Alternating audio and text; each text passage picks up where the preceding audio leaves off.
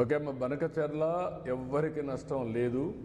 కొంతమంది మాట్లాడుతున్నారు, ఇది కరెక్ట్ కాదు.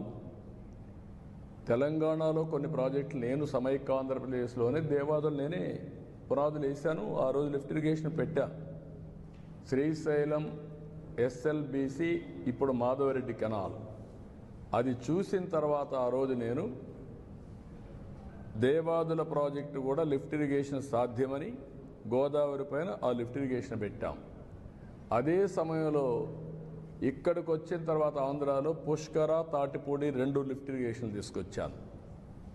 తర్వాత కొన్ని వీళ్ళు దేవాదుల ఇవన్నీ కూడా వచ్చాయి. రాజశేఖర రెడ్డి ఉన్నప్పుడే ఎల్లంపల్లి అన్నారు, అది రాలేదు, అది కూడా పెద్ద స్కామ్ అయింది. తర్వాత ఈరోజు వీళ్ళు దేవాదులు తీసుకొచ్చారు. గోదావరిలో నీళ్లున్నాయి, పైన ఉండేవాళ్ళు వాడుకుంటారు, కిందలో వాడుకోవచ్చు. 2000 టీఎంసీ నీళ్లు సగటున 100 సంవత్సరాలు సముద్రంలోకి పోయినాయి. సముద్రంలోకి పోయే నీళ్లు ఒక 200 టీఎంసీ ఇక్కడ కానీ అక్కడ కానీ వాడుకుంటే రాష్ట్రాలు బాగుపడతాయి, తెలుగు కమ్యూనిటీ బాగుపడుతుంది, నీటి సమస్య పరిష్కారం అవుతుంది. ఆ విషయమే నేను పదే పదే చెప్తున్నా. ఎవ్వరికీ నష్టం లేదు.